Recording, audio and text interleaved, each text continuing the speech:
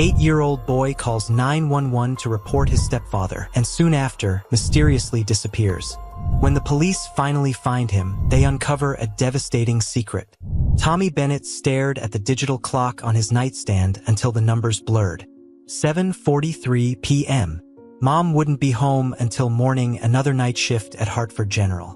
His small fingers clutched his old stuffed penguin, Mr. Waddles, as footsteps echoed from downstairs. Heavy, deliberate steps that made the floorboards creak in a familiar pattern. James was coming up.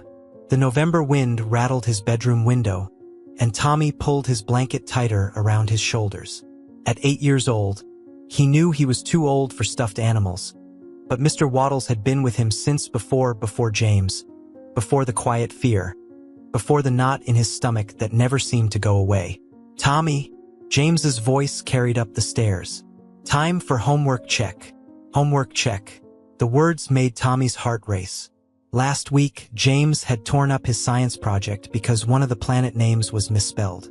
"Sloppy work reflects a sloppy mind," he'd said, that fake smile never reaching his eyes. "We'll keep this between us, sport. Don't want to worry your mother." Tommy slid off his bed, sock feet silent on the hardwood floor. His math homework lay on his desk, each problem worked out in careful pencil strokes. He checked it 3 times, but what if it wasn't good enough? What if the cell phone in his pocket felt heavy? Mom's old iPhone, the one she'd given him for emergencies only. She didn't know he'd kept it charged and hidden after James had said he was too young for a phone. Tommy had watched enough TV to know about 911, about what it meant to call them. But was this an emergency? James hadn't hit him. Not yet. It was just everything else. The footsteps reached the top of the stairs. Tommy's hand trembled as he pulled out the phone. The screen glowed dimly in the growing darkness of his room. His finger hovered over the keypad. This morning, he'd overheard James on the phone in his study, speaking in that cold voice he used when he thought no one was listening. "The boy's becoming a problem," James had said. "He's asking too many questions. We need to handle this. Handle this." The words had sent ice through Tommy's veins. A floorboard creaked in the hallway. Tommy ducked into his closet, sliding behind the hanging shirts and pulling the door nearly closed. The phone shook in his hand as he dialed. 3 numbers. Just 3 numbers. 911. "What's your emergency?" The operator's voice was female, gentle. Tommy opened his mouth, but no sound came out. "Hello? Is anyone there? Please," Tommy whispered, his voice barely audible. "Please help me. It's my stepdad, James Crawford, 47 Maple Street. I'm scared. Are you in danger right now? Can you tell me your name?" Tommy Bennett. "I'm 8. He's coming in." The closet door flew open. James stood there, silhouetted against the bedroom light. His dress shirt was perfectly pressed. His tie still knotted at his throat. A history teacher who all the parents loved, who coached Little League in the summer. But his eyes were different now. "Tommy," James's voice was soft, almost gentle. "What are you doing in there, sport?" The phone slipped from Tommy's numb fingers, clattering to the closet floor. He saw James's eyes track the movement, saw the moment understanding dawned on his stepfather's face. The mask of kindness cracked. "What have you done?" James whispered. Tommy scrambled backward, deeper into the closet, but there was nowhere to go. James reached for him, and Tommy saw his own terror reflected in the lenses of his stepfather's wire-rimmed glasses. The last thing Tommy heard was the 911 operator's voice, tinny and distant from the fallen phone. "Units are on their way. Tommy? Tommy? Are you there?" Then James's hand closed around his arm, and the world shifted into a nightmare of motion and fear. Tommy knew, with a certainty that went bone deep, that he had to get away, had to hide, had to survive. He just didn't know if he could. Detective Diana Chun killed the sirens 2 blocks from 47 Maple Street, but left the lights flashing. The November night had settled early over the suburban street, holiday decorations already twinkling in neighboring windows. 8 minutes had passed since the 911 call. Too long. "Dispatch, Unit 14 on scene," she spoke into her radio, drawing her weapon as Officer Mike Rivera pulled up behind her. The two-story colonial looked peaceful, lights on downstairs, an SUV in the driveway, a teacher's house, family home. But Chun had learned long ago that houses kept secrets better than people. The operator's recording played in her mind. A child's whisper, terror pressed thin. Then sounds of movement, an adult male voice, silence. "Mike, take the back," she ordered, mounting the porch steps. The doorbell's chime echoed inside. No response. She tried the handle, locked. "Back door's locked too," Rivera radioed. No movement visible. Chun stepped back, examining the house's face. Upstairs, windows dark. A child's bedroom, probably basketball hoop mounted too low on the garage. Bike with training wheels chained to the porch railing. "Hartford PD," she called out, pounding on the door. Nothing. The sound of approaching sirens grew as backup arrived. Chun made the call. "Break it down." The door gave way with a crack of splintering wood. Chun moved in, weapon raised, Rivera now at her shoulder. The living room looked staged, every pillow perfectly placed, no toys or clutter. A family photo on the mantel. Smiling man, woman, and boy at what looked like a baseball game. James Crawford, Sarah Bennett, and Tommy. Their file had come through during the drive over. "Clear," Rivera called from the kitchen. "Clear," echoed from the dining room. Chun mounted the stairs, steps creaking under her feet. The upper hallway stretched dark and silent. 3 doors, master bedroom, bathroom, and at the end, a room with a Captain America shield on the door. Tommy's room. The closet door stood open, hangers askew. A phone lay on the floor, screen cracked. And there, by the desk, a chair overturned, papers scattered. "House is clear," Rivera reported from behind her. No sign of the boy or the stepfather. Chun holstered her weapon and crouched by the scattered papers. Math homework. Each problem worked in careful child's handwriting. In the margins, red ink corrections. Sloppy. Try harder. Disappointing. She picked up the fallen phone. The 911 call was still connected, though the screen was dark. "Get CSU in here," she ordered. "And I want every available unit canvassing. They can't have gone far." But even as she said it, a nagging doubt crept in. Something about this scene felt wrong. Staged, like the perfect living room downstairs. Her gaze swept the room again, cataloging details. Captain America shield, baseball trophies, model airplanes hanging from the ceiling.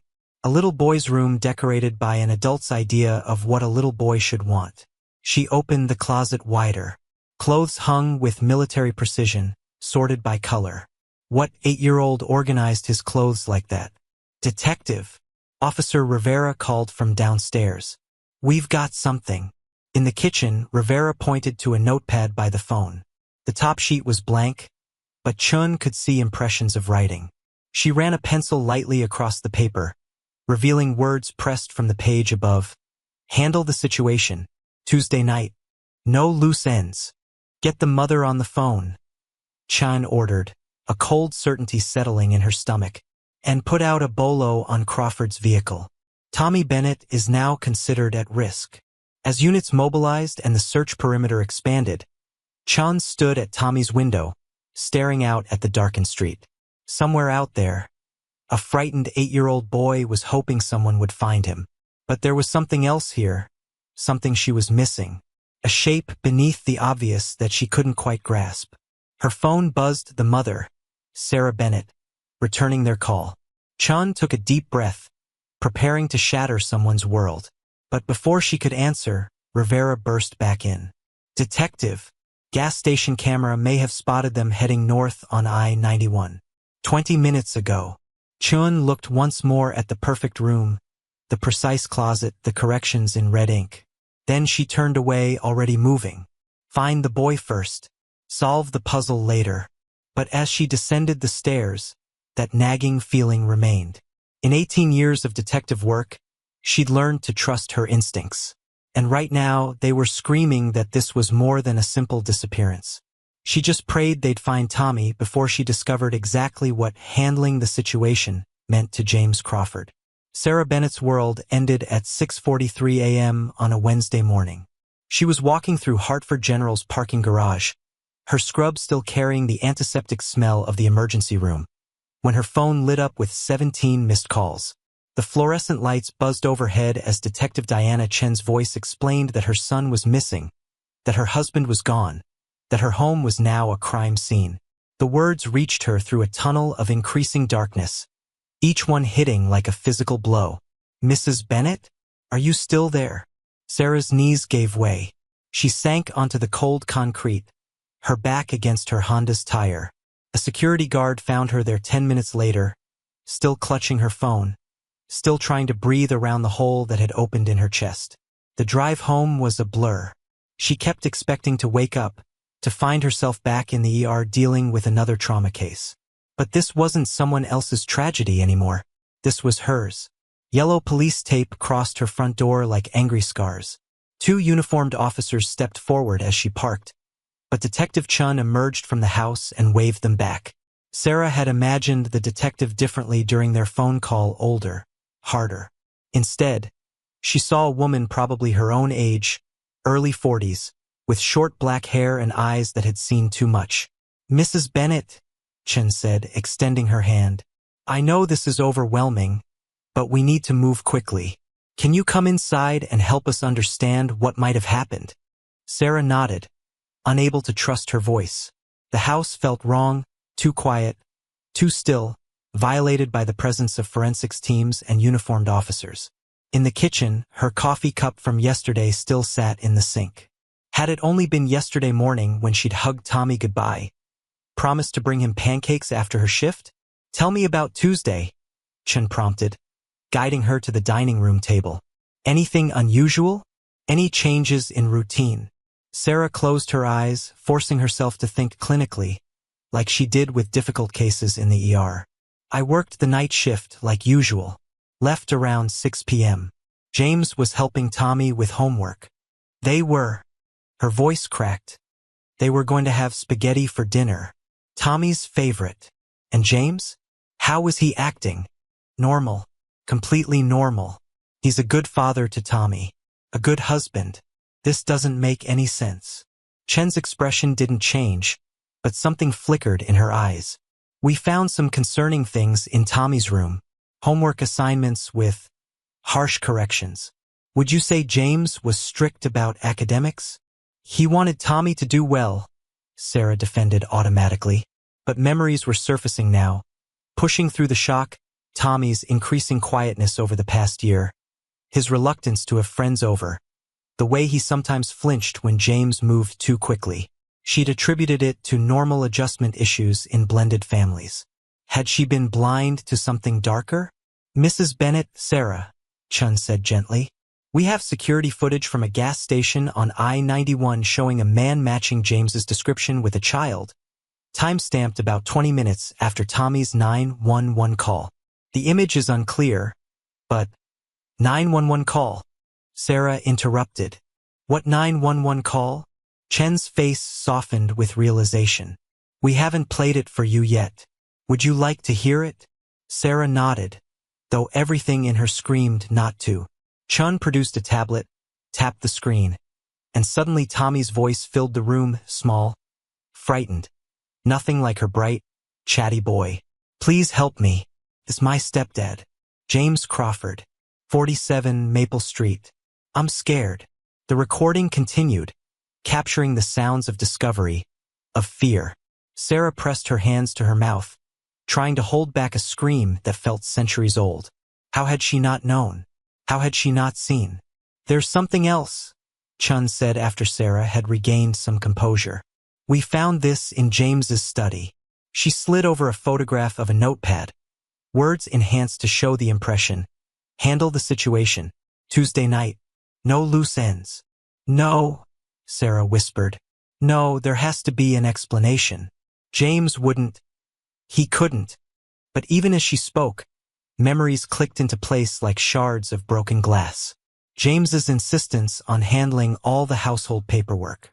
The way he'd slowly taken control of her finances, claiming it was to help while she focused on her medical career. The subtle isolation from friends and family. The changes in Tommy's behavior. "Oh God," she breathed. "What did I let into our lives?" "This isn't your fault," Chun said firmly. "Right now, we focus on finding Tommy. I need you to think. Does James have any properties? Any connections outside the area? Places he might go?" Sarah shook her head, then stopped. "Wait, the summer house. His family's old place in Vermont. He said he sold it years ago, but last month I found a property tax bill. I thought I was mistaken." Chun was already moving, calling out orders to her team. Sarah sat at her dining room table, staring at her trembling hands. Morning sun streamed through the windows, catching the dust motes disturbed by the police activity. Such ordinary light for a day that had shattered her world. A young officer approached with a cup of coffee she hadn't asked for. As she reached for it, her eyes caught on something through the kitchen doorway, a slight discoloration on the basement door frame, as if something heavy had recently scraped against it. She started to mention it to Chun, but the detective was already on the phone, coordinating with Vermont authorities about the summer house lead. Sarah sipped the coffee, barely tasting it. Somewhere out there, her son was afraid and alone. She'd failed to protect him once. She wouldn't fail him again. But as the morning wore on and more officers arrived to process the scene, that mark on the basement door frame kept drawing her attention. Something about it felt important, though she couldn't say why. Like Tommy's voice calling out for help in her memory, it was a detail that refused to fade into the background of her dissolving world. Outside, the November wind picked up, rattling bare branches against the windows. Sarah wrapped her arms around herself, fighting a chill that had nothing to do with the weather. She'd worked enough trauma cases to know the first 48 hours were critical in missing persons cases. The clock on the wall read 8:17 a.m. Time was already running out. Detective Diana Chun stood in the gathering dusk of Wednesday evening, watching crime scene technicians move through the Crawford Bennett house with methodical precision. The November wind had picked up, carrying the first hint of winter, and leaves skittered across the driveway like nervous animals. 17 hours had passed since Tommy's call. Each minute felt like a personal failure. The gas station footage had proven frustrating. The timestamp matched 8:12 p.m. Tuesday, but the video quality was poor, the figures glimpsed through a rain-streaked window. A man in a dark coat, a child-sized shape beside him. Could have been James and Tommy. Could have been anyone. "Detective," Officer Rivera approached, his breath visible in the cold air. "State police found Crawford's car." Chun turned, instantly alert. "Where?" "Abandoned at a rest stop near the Massachusetts border. Empty, but they found this." He handed her an evidence bag containing a child's baseball cap. Red Sox logo. The same one Tommy wore in the family photo on the mantel. Too obvious, Chun thought.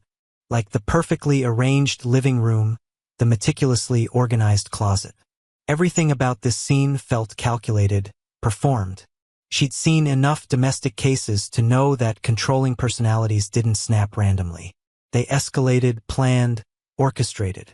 Inside the house, she made her way back to the basement door. Something about this space had been nagging at her since her first walkthrough. The basement itself was unremarkable: washer, dryer, storage shelves arranged with military precision. But the dimensions felt wrong. The room didn't extend as far as it should, given the house's foundation. "Mrs. Bennett," Chun called up the stairs. Sarah appeared at the top, looking ghostly in the harsh police lighting. She hadn't slept, hadn't eaten despite the officer's attempts to convince her. "Can you come down here?" Sarah descended carefully, one hand trailing along the wall. Dark circles shadowed her eyes, making her look older than her driver's license photo. "What is it? Tell me about the renovations James did down here." "Last spring," Sarah said, looking around as if seeing the space for the first time. "He said the moisture barrier needed updating. Spent weeks on it. Insisted on doing the work himself." Chun ran her hand along the cinderblock wall. "Did he ever mention anything about the original construction? Features of the older foundation. Sarah started to shake her head, then stopped. Tommy used to talk about a secret room. Said he found it playing hide and seek. I thought he was imagining things. James said. Her voice caught. James said children his age often invent stories for attention. Chen's pulse quickened. She turned to the forensics team still processing the scene. I want ground-penetrating radar down here. Full structural scan. And get me the original building plans from the city archives. The rest of the evening dissolved into a blur of activity. The radar equipment arrived, technicians setting up their gear, while Chun coordinated with teams following the Vermont summer house lead. Sarah moved between the kitchen and living room like a ghost, answering questions mechanically while her eyes constantly strayed to the front door, as if expecting Tommy to walk in at any moment. At midnight, Chen's phone buzzed. Vermont State Police had reached the summer house. Empty. No signs of recent occupancy. Another dead end. Another hour lost. She was studying the basement blueprints when Rivera rushed in, his face flushed with cold. Detective, we've got a witness. Gas station attendant from the I-91 location. Says he remembers Crawford and the boy. They bought snacks, headed north. Chun looked up sharply. When did he come forward? Just now. Says he saw the news. Recognized them. Too convenient, Chun thought. Like the baseball cap, the notepad, the abandoned car. All of it felt like breadcrumbs, leading them away from what? She spread the blueprints across a table, comparing them to the radar readouts. The technology showed density variations in the walls, spaces that shouldn't exist. And there, in the corner behind the storage shelves, Mrs. Bennett, Chun called out. Sarah appeared in the doorway, clutching a fresh cup of coffee she hadn't touched. You said Tommy mentioned a secret room. Did he ever say where? How he found it? Sarah's brow furrowed. He said it was behind his fortress. That's what he called the big storage shelves. James got angry when he talked about it. Said the basement wasn't a place for games. Chun turned back to the blueprints, her heart racing. The house had been built in 1951, height of the Cold War. Many homes from that era had fallout shelters. Many later sealed up and forgotten. But not forgotten by everyone. She was about to order the shelving unit moved when her radio crackled. Another reported sighting, this time at a motel near the Vermont border. James Crawford, checking in with a sleeping child in his arms. Chun looked at the basement wall, then at her radio. The witness seemed credible. The motel lead felt solid. Every investigative instinct told her to pursue it. But as she turned to head upstairs, a sound stopped her. Faint, barely audible over the hum of police equipment. Like something falling. Behind the wall, the flashlight beam caught Sarah's face, hope and terror warring in her expression. They both heard it now, a soft impact like a metal object hitting concrete. Get those shelves moved, Chun ordered, her voice cutting through the basement's stale air. Now, as her team scrambled to respond, she couldn't shake the feeling that they'd been playing someone else's game all along. The real question wasn't where James Crawford had taken Tommy. The question was, where had Tommy managed to hide from James? And were they already too late to find out the answer? Chapter 5. Buried Secrets Thursday morning arrived with a crystalline frost coating the windows of the Crawford Bennett home. Detective Chun sat at the dining room table, surrounded by papers from James Crawford's personnel files. Each document revealed another layer of a life carefully constructed to appear normal, even exemplary. Teacher of the year at his previous school in Rochester. Little league coach with a perfect winning record. Glowing references that seemed too polished, too uniform in their praise. But there were gaps. Careful omissions that Chun had spent the early morning hours uncovering. 3 schools in 10 years, each departure preceded by parent complaints that never made it to official records. Concerns about his excessive attention to struggling students. All quietly resolved before any formal investigation could begin. Detective. Sarah's voice drew Chen's attention. Tommy's mother stood in the doorway, still wearing yesterday's clothes. Her hospital ID badge hanging forgotten around her neck. I found something in James's study. She placed a leather-bound journal on the table. It was hidden behind the filing cabinet. I never looked through his private things before. Chun opened the journal carefully, noting the precise handwriting, the methodical dating of each entry. The latest entry was dated Tuesday morning. T becoming problematic. Intervention required. S remains unaware of situation. Will proceed with contingency. I don't understand, Sarah whispered, her hands trembling as she sank into a chair. What situation? What was he planning? Before Chun could respond, Officer Rivera entered with a stack of blueprints from the city archives. Detective, you need to see this. The original 1951 plans show something interesting. He spread the blueprints across the table. There, in the basement corner behind where the storage shelves now stood, was a detailed diagram of a fallout shelter.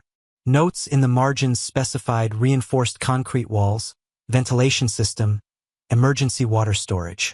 James knew, Sarah said suddenly.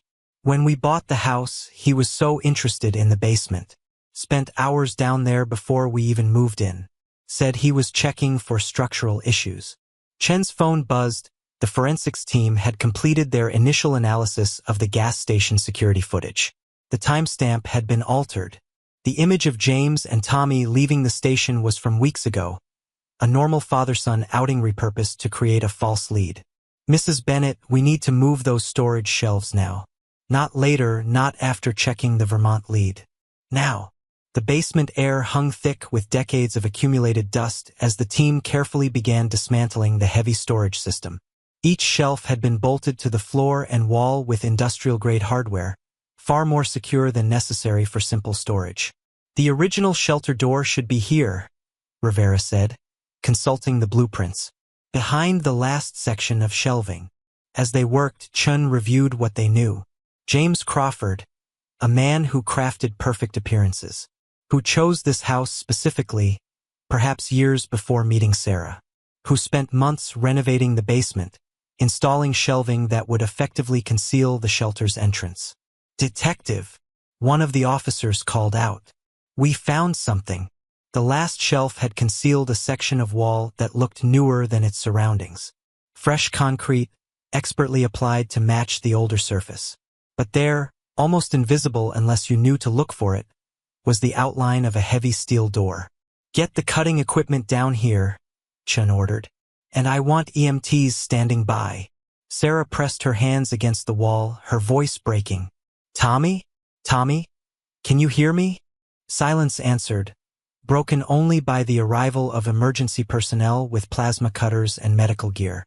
The basement filled with controlled urgency as they prepared to breach the shelter. Chun studied the wall, noting details that others might miss. Scratches in the concrete near floor level. A ventilation pipe carefully hidden behind the shelving that might explain how someone could survive in the sealed space. Mrs. Bennett, she said quietly, I need to prepare you. If Tommy is in there. He's alive, Sarah interrupted, her voice firm despite her trembling hands. My son is alive. The plasma cutter flared to life, its blue flame beginning to trace the outline of the hidden door. Sparks cascaded to the floor as Chen's mind raced through scenarios. If Tommy had fled here Tuesday night, seeking refuge in a space he'd discovered during innocent games, a sound cut through the mechanical whine of the cutter. Faint, muffled but unmistakable. Tapping. From behind the wall. Tommy! Sarah surged forward, but Chun caught her arm. Let them work, she urged, though every instinct screamed to break through the wall immediately. We can't risk a collapse. Minutes stretched like hours as the cutting team worked methodically around the door's outline.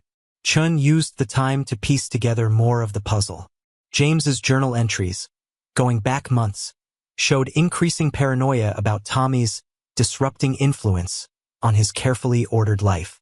The boy's growing awareness, his questions about the basement, his mother's occasional doubts, all meticulously documented as problems requiring solution. The final cut completed with a resonant clang. As emergency personnel moved into position, Chun caught Sarah's eye. Ready? Sarah nodded, tears streaming down her face. The heavy door, freed from its frame, began to move. Hidden behind it, in darkness cultivated over decades, lay answers to questions they hadn't even known to ask. And perhaps, if they weren't too late, a little boy who had found safety in the very space his stepfather had worked so hard to conceal. The door swung open. The beam of Detective Chen's flashlight cut through decades of darkness, revealing the shelter's interior in fragments.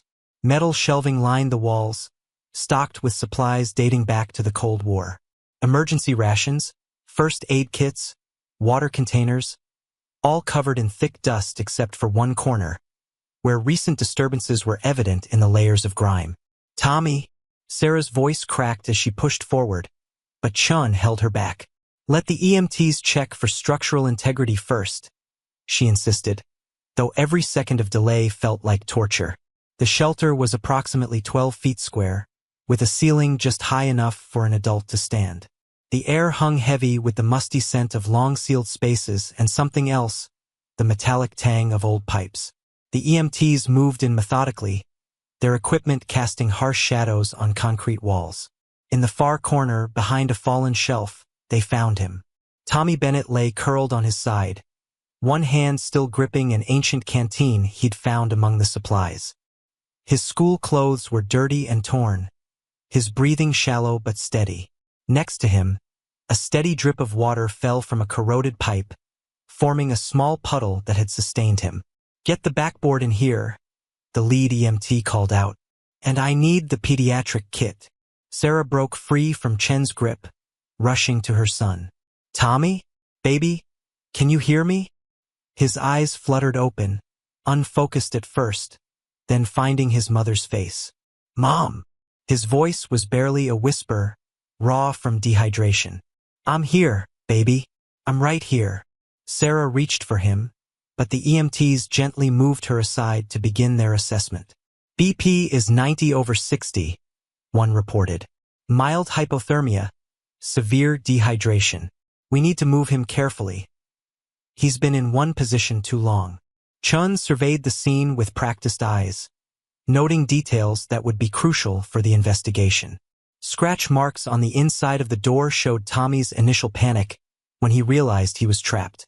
The fallen shelf that had partially hidden him appeared to have been deliberately pulled down, creating a barrier between himself and the entrance. He'd been thinking clearly enough to find water and take shelter. Smart kid. "Detective," Officer Rivera called from the shelter entrance. "You need to see this." On the wall near the door, illuminated by crime scene lights, they found writing. Shaky letters scratched into the concrete with what appeared to be a piece of metal from the shelving. "James is going to hurt Mom." Chen's jaw tightened. The Vermont lead, the planted evidence, the altered security footage, all of it designed to draw attention away from the house, while James Crawford executed whatever contingency he'd mentioned in his journal.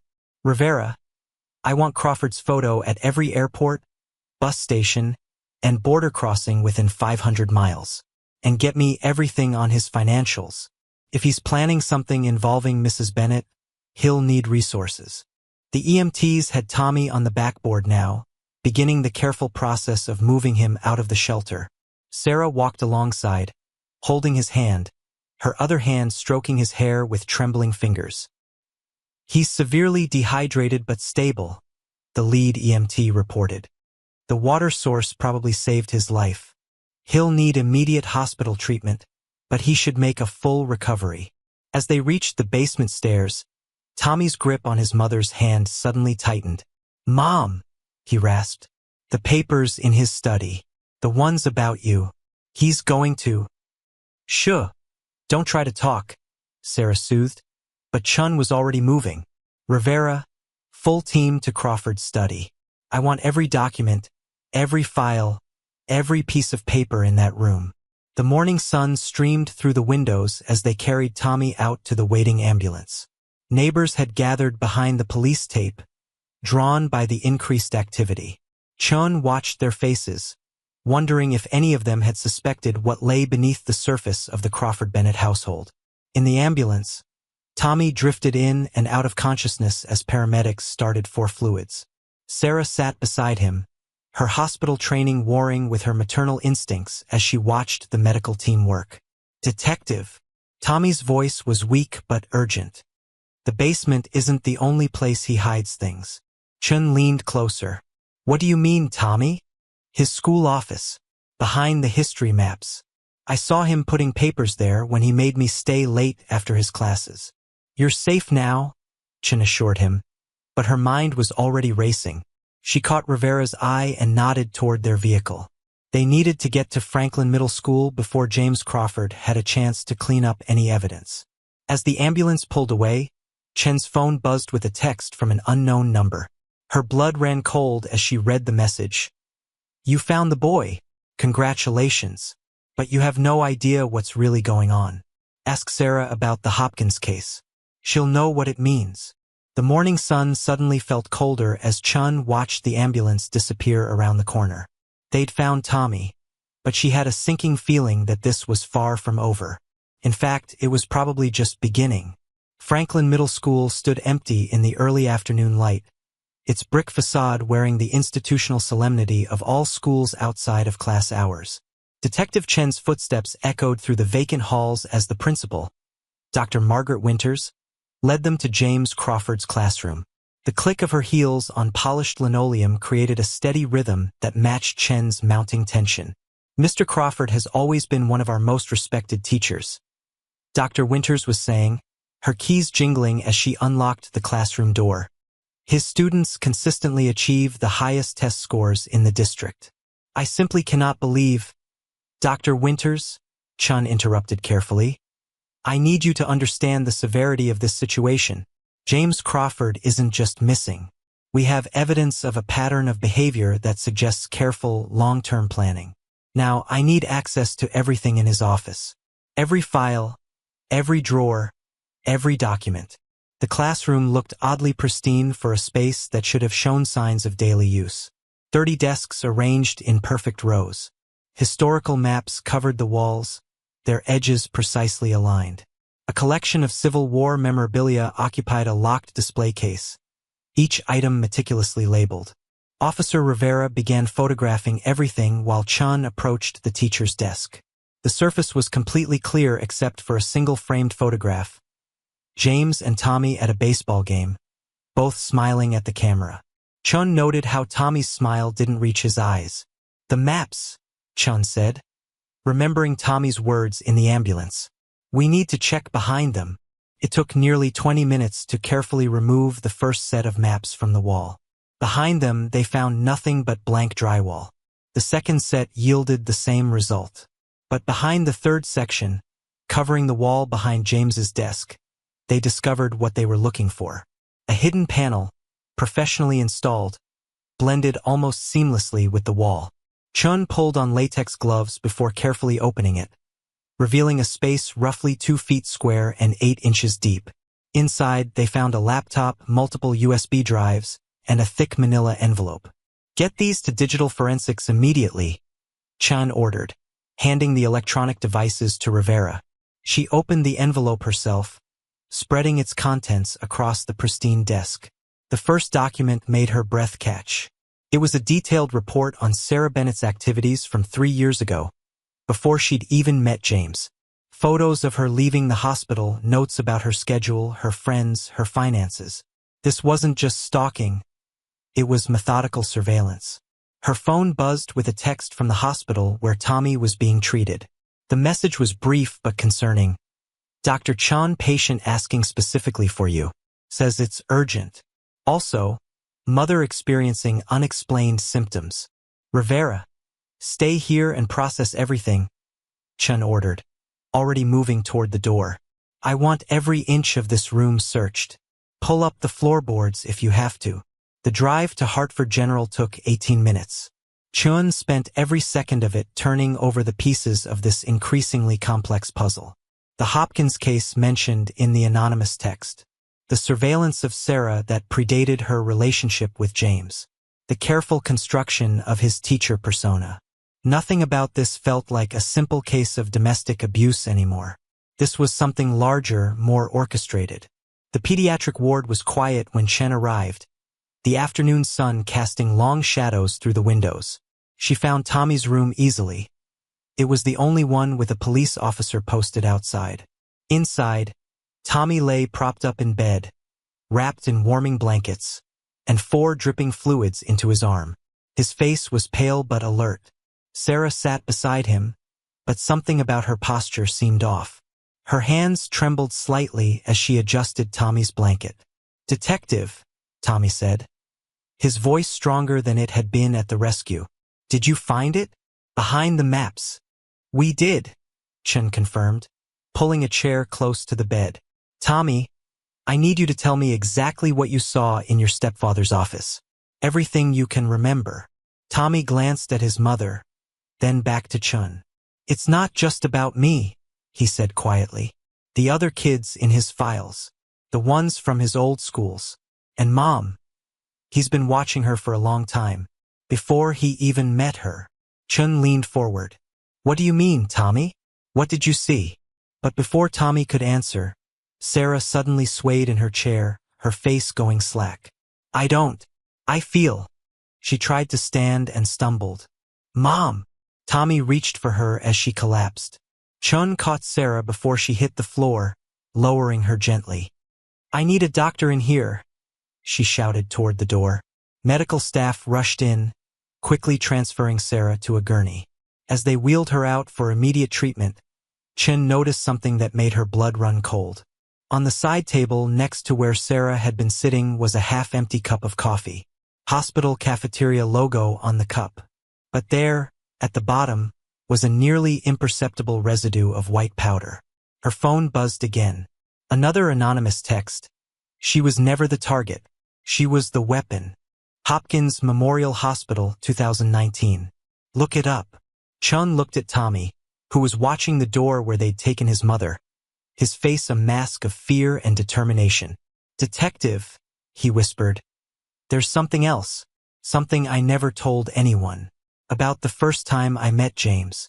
About what he said when he thought I was asleep." The heart monitor's steady beeping seemed to grow louder as Tommy prepared to reveal what he knew. Outside the window, storm clouds were gathering, darkening the afternoon sky. Whatever Tommy was about to say, Chun had a feeling it would change everything they thought they knew about this case. The pediatric ward's fluorescent lights cast a harsh glow as Tommy Bennett gathered the strength to speak. Detective Chun waited, watching his small hands grip the hospital blanket. Down the hall, medical teams worked frantically to stabilize his mother, their urgent voices carrying through the corridors. "The first time I met James," Tommy began, his voice steady despite his exhaustion, "was at the hospital. He came to Mom's office about insurance papers. I was doing homework in the corner, pretending to sleep. He made a phone call when Mom stepped out." Tommy's fingers tightened on the blanket. He said, "The position is perfect. Her access to the pharmacy system is exactly what we need." Chun leaned forward, her recorder running. "Do you remember anything else from that call?" "He mentioned someone named Hopkins. Said they couldn't risk another mistake like that one." Tommy looked up, his eyes far too old for his 8 years. "Detective, I think my mom's getting sick because of him. Because of something at the hospital." Before Chun could respond, Dr. Eliza Martinez burst into the room, her white coat flying. "Detective, we've identified the substance in Sarah's system. It's a sophisticated compound of hospital-grade medications. Someone with intimate knowledge of pharmaceutical combinations? Is she stable?" Chun interrupted. "For now, we're running comprehensive tox screens, but this looks like it's been happening gradually. Small doses over time, building up in her system." Dr. Martinez lowered her voice. "The coffee cup from today just accelerated the process." Chen's phone vibrated. The digital forensics team had cracked James's laptop. The contents were already painting a disturbing picture. Detailed hospital security protocols, pharmacy access codes, and something called Project Cleanup. "I need every file related to Hopkins Memorial," Chun instructed over the phone. "And get me everything you can find about their pharmacy department from 2019. Tommy's monitoring equipment beeped steadily as Nurse Sandra Chen, no relation to the detective, came in to check his vitals. Chun noticed how Tommy watched the nurse's every move, his eyes tracking each medication she added to his four. "It's okay," Nurse Chun smiled, noticing his vigilance. Dr. Martinez verified everything herself. "The Hopkins case," Tommy said after the nurse left. "I heard James talking about it on the phone last week. He said it was a perfect test run, but someone got sloppy with the dosages." Chen's laptop pinged with an urgent email. The forensics team had found something. The detective opened the file, and suddenly the pieces began falling into place. Hopkins Memorial Hospital, 2019. 3 nurses had died over 6 months. Natural causes, according to the official reports. But before their deaths, each had noticed discrepancies in the pharmacy inventory. Each had begun investigating, and each had started experiencing mysterious symptoms before they could report their findings. The same symptoms now affecting Sarah Bennett. "He's not just a teacher," Chen realized aloud. The schools, the transfers, the careful documentation, it was all cover. A way to move around without attracting attention. Tommy nodded. "He has meetings. Late at night at school. I saw them once when he made me wait in his classroom. Men in suits, looking at hospital blueprints." Chen's phone rang, Officer Rivera at Franklin Middle School. "Detective, we found something else behind the walls. Multiple passports. Different names, but all with Crawford's photo. And blueprints of 6 different hospitals across 3 states. The pieces were assembling into a terrifying picture. James Crawford wasn't working alone.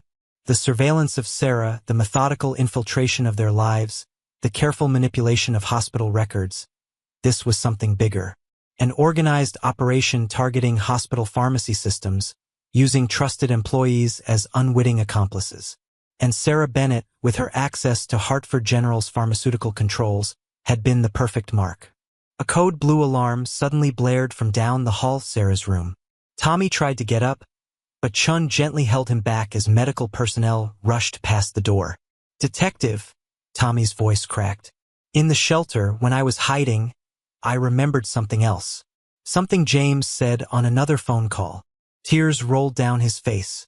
"He said Mom was almost ready. That once she was gone, he'd have full access to her codes and passwords. That I was the only loose end." Chen's phone lit up with another anonymous text. "You're getting closer, but you still don't understand what's really happening at Hartford General. Right now, while you're distracted with the boy." The hospital's hallway lights flickered, then stabilized. Down the corridor, the code blue alarm continued its urgent warning. And through the window, Chun saw 3 dark SUVs pull into the hospital's parking lot.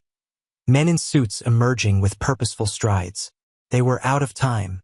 The real game was just beginning. Detective Diana Chun made her decision in seconds. "Officer Morris," she called to the guard at Tommy's door. "No one enters this room without Dr. Martinez's direct authorization. Nurse Sandra Chen is the only approved staff member." She turned to Tommy, keeping her voice calm despite the urgency coursing through her. "I need you to trust me. Can you do that?" Tommy nodded, his face pale but determined. Through the window, they could see the suited men entering the hospital's main entrance. Chen's phone lit up with an urgent update from Rivera. Forensics found emails on Crawford's laptop. Hartford General is just the latest target. They've been infiltrating hospital pharmaceutical supplies across the Northeast. Crawford's group has been replacing critical medications with counterfeits, selling the real drugs on the international market. The code blue alarm for Sarah's room suddenly silenced. Dr. Martinez appeared in Tommy's doorway, her face drawn with tension. "We've stabilized her, but barely. The toxicology results are disturbing. Someone has been systematically replacing her prescribed medications with contaminated versions. The coffee today just accelerated what was already in her system." "The pharmacy," Chen said, the pieces clicking into place. "They needed Sarah's access codes, but they also needed her out of the way before she could notice the supply discrepancies. Tommy wasn't just a loose end. He was leveraged to keep her from looking too closely at her department's inventory." The hospital's overhead lights flickered again. Through the window, Chun saw more dark vehicles arriving in the parking lot. Her phone buzzed with another anonymous text. Third-floor pharmacy access has been compromised. Better hurry, detective. What's happening to Sarah Bennett is just the beginning. Chun turned to Dr. Martinez. I need Sarah moved. Immediately. Is there a secure ward? The neurology department's isolation unit, Martinez replied. Restricted access, separate ventilation system. Do it. And I need a complete inventory of every medication that's passed through Sarah's department in the last 6 months. Tommy's voice cut through their planning. Detective, when I was in James's office last week, I saw something. A calendar with today's date marked. He wrote, final distribution next to it. Chen's blood ran cold as her phone lit up again. Rivera sending security camera footage from Crawford's classroom. The hidden panel they'd discovered contained more than files. Time-stamped photos showed regular meetings, men in pharmaceutical company logos exchanging documents. And on a whiteboard visible in one image, distribution schedules for major hospitals throughout New England. Today's date was circled in red. The hospital's power fluctuated again, emergency generators humming to life. Down the hall, Chun could hear the elevator doors opening, footsteps approaching with measured precision. Dr. Martinez, Chun said quietly, I need you to trigger an immediate security lockdown. Whatever they're planning, it's happening now. Martinez rushed to the nurse's station as Chun drew her weapon. Through the window, she could see more unmarked vehicles surrounding the hospital. Not just a criminal operation, this was an orchestrated takeover of the hospital's pharmaceutical supply chain. Her phone lit up with a final message. You found one shelter, detective, but James Crawford built contingencies into every location. Even this hospital. Better find this one quickly. The power will be going out in exactly 10 minutes. Tommy's heart monitor beeped steadily as he looked up at Chun. I can help, he said. The blueprints in James's office, I memorized them, including the hospital's maintenance tunnels. The sound of multiple footsteps grew closer. Chun could hear Martinez at the nurse's station, initiating emergency protocols. They had 10 minutes before the hospital went dark.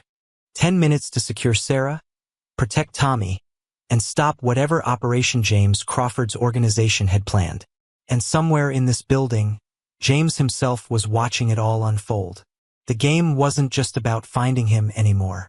It was about stopping an organization that had spent years infiltrating hospital systems, an operation that had already proven it was willing to kill to protect its secrets.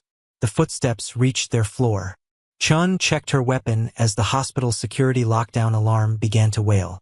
Whatever came through that door, she was ready. She had to be. 2 lives depended on it. The emergency lighting cast long shadows through Hartford General's corridors as Detective Chun positioned herself at Tommy's doorway. The approaching footsteps had multiplied, echoing from multiple directions.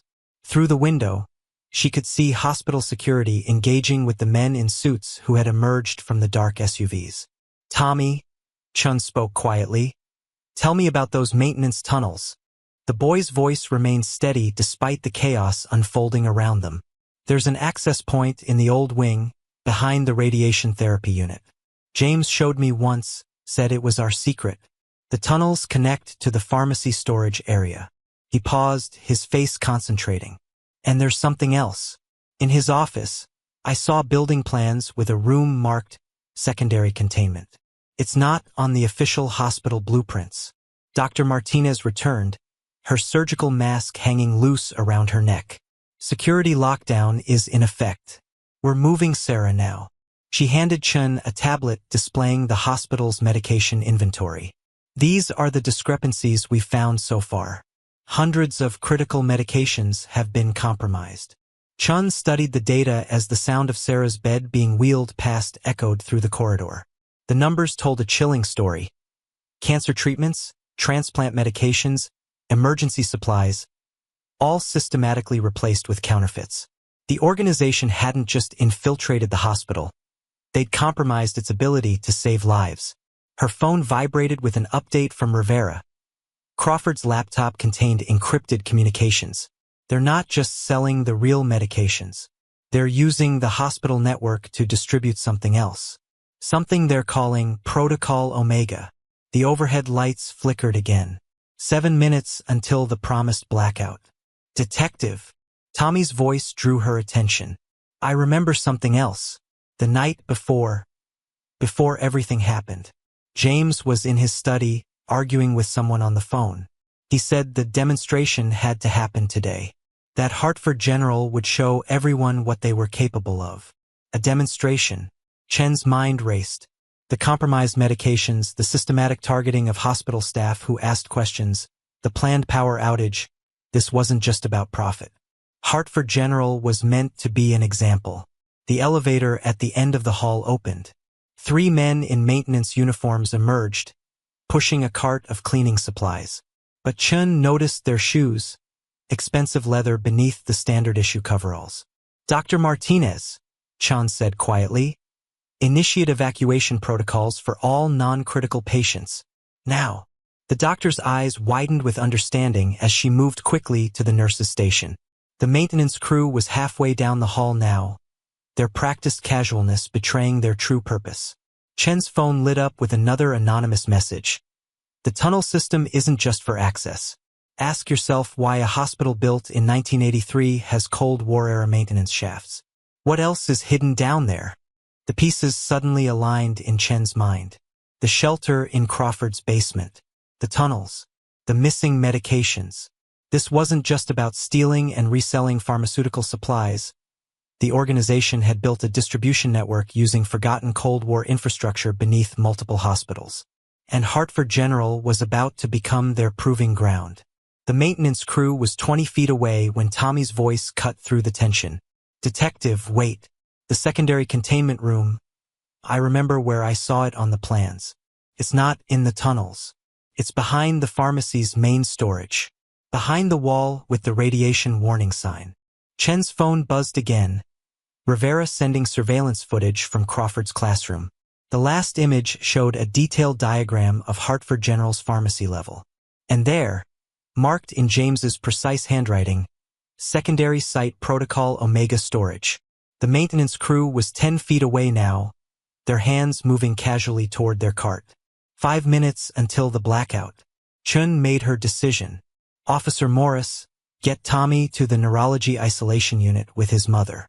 Dr. Martinez, your evacuation order needs to happen now. The ceiling lights flickered one final time as Chun stepped into the hallway, her badge raised. Hartford Police. Let me see some identification. The leading maintenance worker smiled, reaching for his pocket. But Chun had seen the bulge beneath his coveralls, the subtle shift in his stance. They were out of time.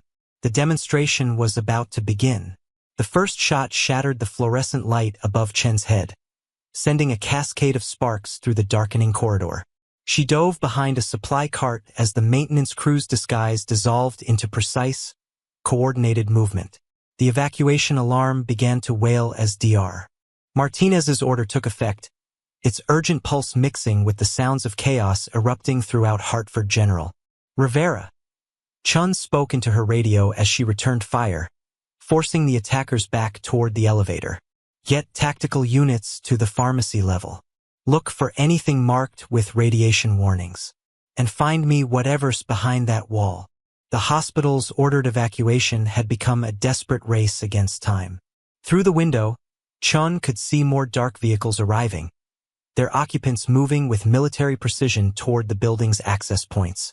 Whatever demonstration James Crawford's organization had planned, it was already in motion. Her phone buzzed with an urgent message from Digital Forensics. Protocol Omega files decrypted. It's not just drug distribution. The compromised medications are designed to create a healthcare crisis. Multiple hospitals. Simultaneous activation. Chen's blood ran cold as she processed the implications.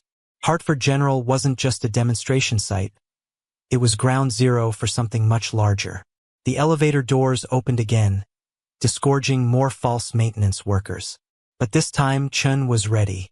The flashbang grenade she'd thrown sent them scrambling for cover, buying precious seconds as tactical units finally reached the floor. Detective! Tommy's voice crackled through her radio. He'd somehow gotten hold of Officer Morris's handset. I remember something else about the tunnel blueprints. There's a pattern to the access points. Each one connects to a different department's medication storage. They're creating redundancy. The boy's insight struck Chin like lightning. The organization hadn't just compromised the main pharmacy, they'd built multiple distribution points throughout the hospital's infrastructure. Shutting down one wouldn't be enough. The tactical team moved forward, securing the corridor as Chen's phone lit up with another anonymous message. Getting warmer, Detective, but James Crawford isn't here. Ask yourself why he let you find that shelter.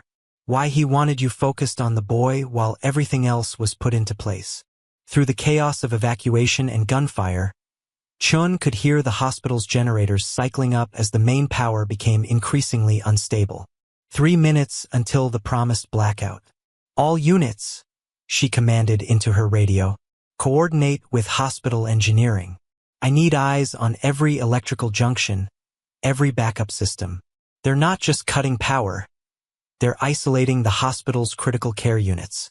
The realization hit her. The power outage wasn't meant to cause chaos. It was meant to force critical care units onto backup power, backup systems connected to the same infrastructure the organization had compromised. Her phone buzzed again, Rivera, sending surveillance footage from the hospital's security cameras. A familiar figure was visible in the pharmacy-level storage area. James Crawford himself, calmly directing teams as they accessed hidden panels behind the radiation warning signs. Detective. Tommy's voice came through the radio again. Mom's awake, she says. She says James has been adding something to the hospital's emergency backup power systems. Something that activates when the generators kick in.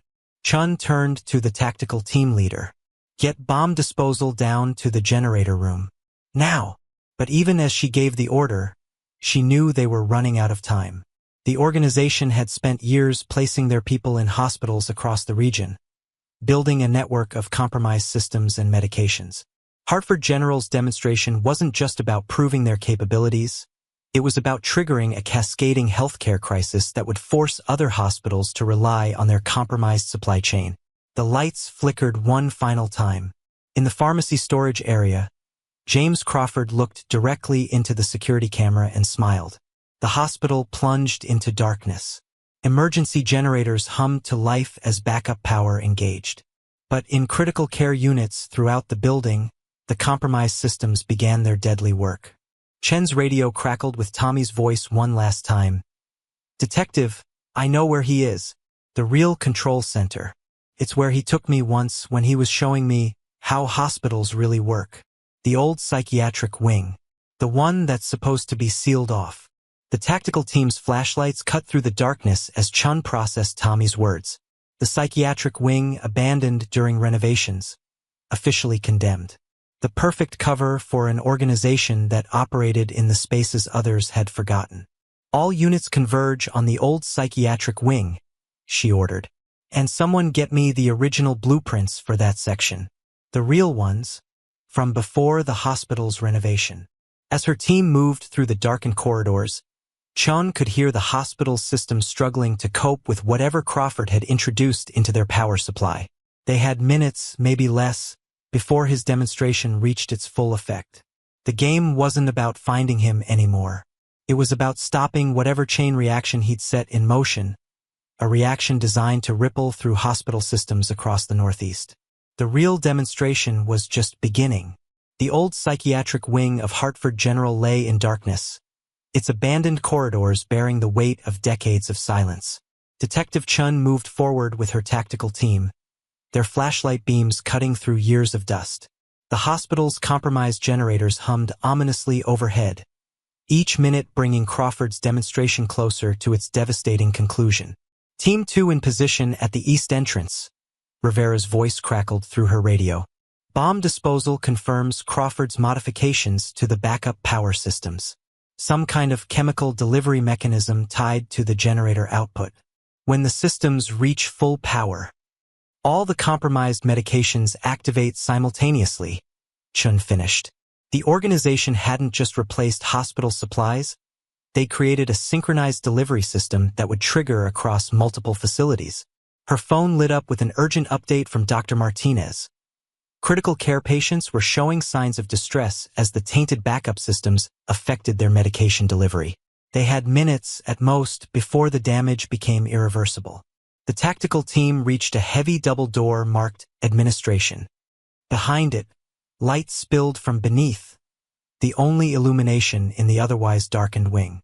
Chun heard voices, the soft hum of electronics, the click of keyboards. Hartford Police. Chen's voice echoed through the corridor as her team breached the door. Hands where I can see them. The scene inside froze like a tableau. James Crawford stood calmly at a bank of monitors, surrounded by technical equipment and stacks of pharmaceutical supplies. His team of operators sat at workstations, dozens of screens showing security feeds from hospitals across the region. Everything they'd built, laid bare in this forgotten corner of Hartford General. Detective Chun, Crawford smiled, turning away from the monitors. Right on schedule. I was wondering when you'd figure it out. He gestured to the screens. Beautiful, isn't it? Years of preparation, building a network no one even knew existed. Using the forgotten spaces, the infrastructure everyone else abandoned. Step away from the controls, Chun ordered, her weapon trained on Crawford's chest. It's over. Over? Crawford laughed softly. Detective, it's just beginning. In 4 minutes, backup power reaches full capacity. Every compromised system activates. Every modified medication begins its work. Hundreds of critical patients across 6 states. Think of the headlines. Think of the desperate scramble for our safe replacement supplies. That's what this was always about, Chun realized. Creating a crisis you could profit from. The perfect captive market. The boy complicated things, Crawford admitted. Too observant for his own good. Like his mother. Sarah would have noticed the inventory discrepancies eventually. We needed her access, but she had to be removed from the equation. Carefully. Naturally. Chen's finger tightened on her trigger. The Hopkins case. Those nurses. How many others? Necessary adjustments, Crawford shrugged. Small prices for a revolution in pharmaceutical distribution. Now, in 3 minutes, every hospital in our network goes into crisis. Their only option will be our supplies, our prices, our control. Detective. Tommy's voice suddenly came through her radio, clear and determined. The generators. Mom says the maintenance tunnels connect to the central power distribution. There's a manual shutdown sequence. She knows it from her hospital safety training. Crawford's smile faltered slightly. You can't shut down backup power to a hospital's critical care units. The liability of deliberately contaminated medications. Chun countered. Officer Morris, get Sarah to the main engineering control room. Now. You'll kill patients either way, Crawford said, his composure cracking. Either from the power loss or from our demonstration. You've lost, Detective. Accept it. The monitors behind him showed emergency teams scrambling in hospitals across the region. Backup systems approaching critical levels. 2 minutes remaining. Chen's phone buzzed, a message from Rivera. Bomb disposal found the primary control junction. Ready on your order. She looked at Crawford, seeing not the careful facade of a concerned stepfather, but the calculating precision of someone who had orchestrated mass murder for profit. Sarah. Chun spoke into her radio. Start the shutdown sequence. Crawford lunged for his keyboard, but Chun was faster. Her shot destroyed the central monitor, sending sparks cascading across the command center. The tactical team moved in, securing Crawford's operators as emergency lights flickered and died. Through the chaos of arrests and electronics powering down, Chen's phone lit up one final time. A message from Dr. Martinez. Backup systems successfully isolated. Critical care units switched to clean emergency power. Patients stabilizing. Dawn was breaking outside Hartford General as Chun led James Crawford through the main entrance in handcuffs. Emergency teams had contained the contaminated systems, and FBI units were already moving to secure compromised facilities across the region. Sarah and Tommy watched from the hospital steps, wrapped in blankets, supporting each other. Detective, Tommy called out as she passed. Thank you for believing me, for finding me. Chun paused, looking at the boy who had survived darkness and fear to save countless lives. No, Tommy. Thank you for being brave enough to make that call. Sarah hugged her son closer as Crawford was placed in a waiting police car. The morning sun caught the tears on her face. Not tears of fear now, but of relief, of love, of a future reclaimed. What happens now? Tommy asked quietly. Chun looked at the hospital, its corridors already bustling with the normal rhythm of healing and hope. Now you both rest. Heal. Build something new. She turned away as mother and son embraced, their shadows merging in the growing light. Behind them, Hartford General stood proud against the morning sky. Its darkest hours finally passed. The game was over. The hidden spaces had been found. The truth had emerged from the shadows, carried by the courage of a child who refused to stay silent. Sometimes, Chan reflected as she walked to her car, the greatest victories come not from the battles we fight, but from the voices we choose to hear. Dawn had broken over Hartford, bringing with it not just light, but justice.